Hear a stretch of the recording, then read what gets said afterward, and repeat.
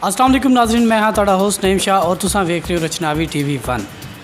जनाब अज असां मौजूद हैं एक होम्योपैथिक डॉक्टर साहिबा कोल, जिन्हां दे क्लिनिक का नाम नरगिस होम्योपैथिक क्लिनिक। ये इत्थे थैलेसीमिया, दिल दे विच सुराख, पैदाइशी गूंगे बहरे बच्चे उन्हां दा इलाज कर रही हैं। महीने के पहले हफ्ते दे विच यानी महीने के पहले एतवार नूं इन्हां दा फ्री कैंप होंदा है। इन्हां दे नाल गपशप लैने हैं तो पुछते हैं कि होर कितने मर्ज़ां दा ये इलाज कर सकते हैं और कितने एक बच्चे ठीक भी हो चुके हैं। अस्सलाम वालेकुम जी। वालेकुम अस्सलाम। क्या हाल है जी आपके? अल्हम्दुलिल्लाह। आप ये बताएं कि कब से ये आप थैलेसीमिया और बाकी ये अमराज जो हैं कब से ये इलाज कर रहे हैं? ये थैलेसीमिया का हम लोग तकरीबन 7-8 माह से इलाज शुरू किया हुआ है। इसका कैंपिंग होती है और एक पूरी टीम वर्क है ये, तो 150 डॉक्टर्स की मिल के, और हमारे जो ऑनर हैं वो है डॉक्टर सलीम मशर साहब, उनके तवस्सुत से हम लोग ये सारे कैंप वगैरह कर रहे हैं। वही हमारे हेड हैं और वही हमें इस टीम को लेके चल रहे हैं। अच्छा, आप मुझे ये बताइए थैलेसीमिया होता क्या है असल में? थैलेसीमिया एक ना कज़न मैरिज है। कज़न मैरिज के बदअसरात की वजह से ये होता है। कुछ बच्चों को ऐसा है कि ये किसी बीमारी की वजह से भी हो जाता है। ये ज़रूरी नहीं कि कज़न मैरिज के बदअसरात ही हों। तो इसमें एक मखसूस एज होती है जिसमें ये डायग्नोज़ हो जाता है। डायग्नोज़ होने के बाद फिर ये सारी ज़िंदगी इसमें ब्लड लगता है मरीज़ को, तो सारी ज़िंदगी के लिए वो इस ब्लड का मोहताज हो जाता है कि उसे लगवाना पड़ता है। अच्छा, मुझे ये बताएं कि ब्लड तो लगाते नहीं हैं होम्योपैथिक वाले, तो आप किस तरह थैलेसीमिया का इलाज करते हैं? इसमें हम लोग मेडिसिन देते हैं और पेशेंट की बॉडी को इस काबिल बनाते हैं कि उसका जो है ब्लड खुद बनना शुरू हो। उसकी बोन मैरो के को स्ट्रॉन्ग बनाते हैं सेहतमंद मेडिसिन के थ्रू। तो वो कुछ अर्सा खाने के बाद उनकी बॉडी इस काबिल हो जाती है कि वो ब्लड खुद ब खुद बनना शुरू हो जाता है। फिर इसका ये है कि ट्रीटमेंट इसका थोड़ा लंबा होता है। ट्रीटमेंट लंबा होने की वजह ये है कि उसके जितने भी बदअसरात हैं, इसमें तिली बढ़ जाती है। इस मर्ज़ में ये होता है कि हड्डियाँ टेढ़ी होना शुरू हो जाती हैं बोन मैरो की वजह से, तो खून नहीं बनता, पीलापन आ जाता है चेहरे पे। तो उसके वजह से फिर ये सारे इंटरनली एक तरह से इनको ठीक करने में टाइम लगता है। CP चाइल्ड एक नाकाबिले इलाज मर्ज़ है, इसका इलाज आप कैसे करते हैं? इसमें इसकी मिसाल मैं आपको इस तरह दे देती हूँ, जैसे हम लोग एक कंप्यूटर की डिवाइस या मोबाइल को अपडेट करते हैं, सेम इसी तरह हमें इसको पूरा मेंटली इसका मेंटल लेवल को इसको अपडेट करना पड़ता है, इसके सॉफ्टवेयर को एक तरह से कह लें। तो जैसे जैसे ये इसका जहन बेहतर होता जाएगा, अपडेट होता जाएगा, फ्रेश ब्लड वगैरह और सिग्नल्स सारा ये असाबी कमज़ोरी की वजह से होता है, वैसे वैसे बच्चा जो है वो बेहतर होना शुरू हो जाता है। अच्छा, आप मुझे ये बताएं, दिल के सुराख, हड्डियों का टेढ़ापन, पैदाइशी गूंगे बहरे, हराम मग्ज़, इनके मुतालिक आपका क्या इलाज, यानी आप इनका कैसे इलाज करते हैं? इनका ये होता है कि पेशेंट को उसकी हालत देख के, ये बच्चे बता तो सकते नहीं हैं, तो इनको इनकी हालत देख के, इनका अलामतें लेके, जो उसकी एक्टिविटी हैं उसको देखते हुए हम लोग इसका ट्रीटमेंट दे सकते हैं। और होम्योपैथी में सिर्फ इसका जो है कह लें कि अलामात की बुनियाद पे इलाज किया जाता है। रिपोर्ट्स भी देखते हैं हम लोग, रिपोर्ट्स देखने के बाद उसकी बच्चे की अलामतें वगैरह लेके फिर उसके मुताबिक ट्रीटमेंट देते हैं, लेकिन ये ट्रीटमेंट थोड़ा लंबा होता है। हाँ जी, और एज भी इसमें डिपेंड करती है कि अगर आपकी 20 साल से कम एज है बच्चे की तो वो जल्दी रिकवरी करता है। 20 साल से एज जैसे जैसे दिमाग पुख्ता होता जाता है वैसे वैसे उसके चांसेस कम होते जाते हैं। आपके कोई मरीज़ ठीक भी हुए हैं? अभी ठीक होने के प्रोसेस में हैं। कुछ पेशेंट मेरे ऐसे हैं थैलेसीमिया के जिनको अब ब्लड नहीं लग रहा है, तो और लेकिन अभी उनका ट्रीटमेंट चल रहा है। तकरीबन 7 माह हो गए हैं उन्हें, चौथे माह से उनको ब्लड लगना बंद हो गया था। 3 माह यानी कि मुसलसल मेडिसिन ली तो उसके बाद ब्लड लगना उन्हें बंद हो गया, अल्हम्दुलिल्लाह। हाँ जी। तो ये आप इन सब मर्ज़ों का मेन जड़ किसको समझती हैं? ये सब जितने भी अमराज हैं इनकी मेन जड़ क्या है? किस वजह से ये अमराज पैदा होते हैं बच्चों में?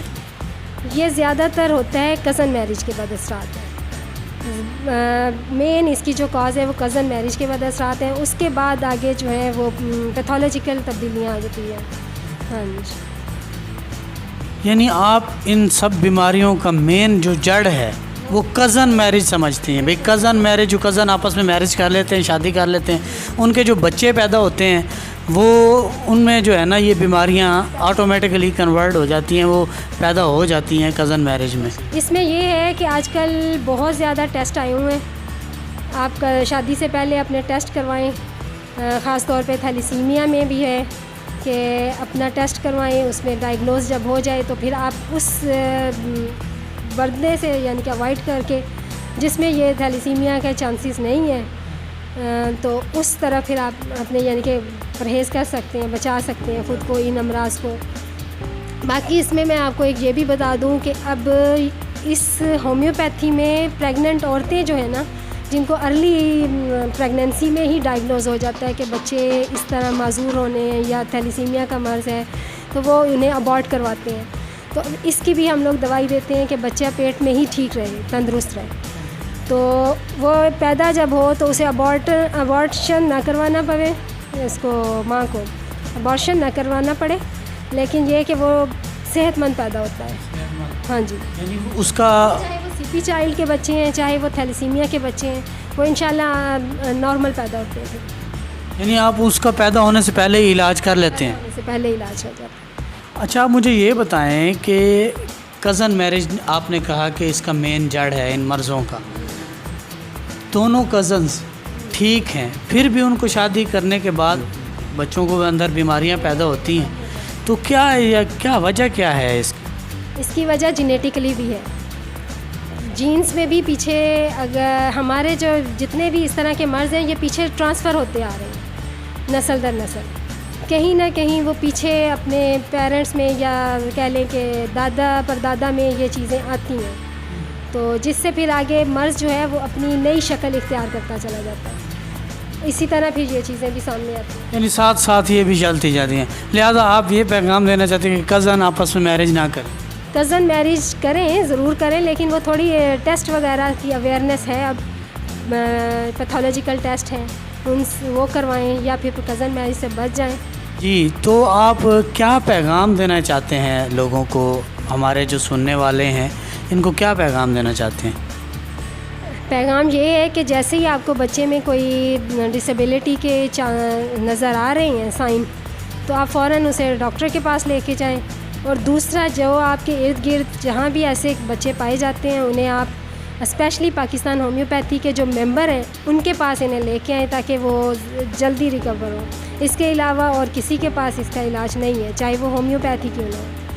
ये सिर्फ इस टीम का है जो 14 साल की रिसर्च के बाद हम लोग ने इस पॉइंट पे आए हैं कि ये हो सके इलाज, और बहुत से बच्चे ठीक हुए भी हैं। तो बेहतर ये है कि इन बच्चों को इस क्लिनिक्स में रेफ़र करें। आप अपने क्लिनिक का एड्रेस ख़ुद ही आवाम को बता दें कि, और टाइमिंग भी बता दें भाई किस टाइम से किस टाइम आपका क्लिनिक खुला होता है और कब कब आपका फ्री कैंप लगता है। क्लिनिक मेरा है नरगिस होम्योपैथी क्लिनिक के नाम से है, और ये जैज़ फ्रेंचाइज़ रहीम चौक मासूम शाह रोड पे है। हाँ जी, मुल्तान में। और इसके अलावा ये है कि सुबह 10:30 से 2 बजे तक और शाम 5 से 8 बजे तक मेरी टाइमिंग है क्लिनिक की।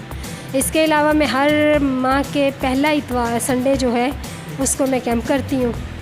अगर फिर भी इसके अलावा बच्चे आना चाहें तो मैं उन्हें इसी रजिस्ट्रेशन फ़ीस में ही मेडिसिन देती हूँ, कोई एक्स्ट्रा चार्जेस नहीं होते। इसमें 150 रुपये फ़ीस है और महीने की दवाई हम लोग फ्री देते हैं। और ये कोई 150 डॉक्टर्स की टीम है जो अपने अपने सिटी में अपने अपने ज़िले में ये काम कर रहे हैं।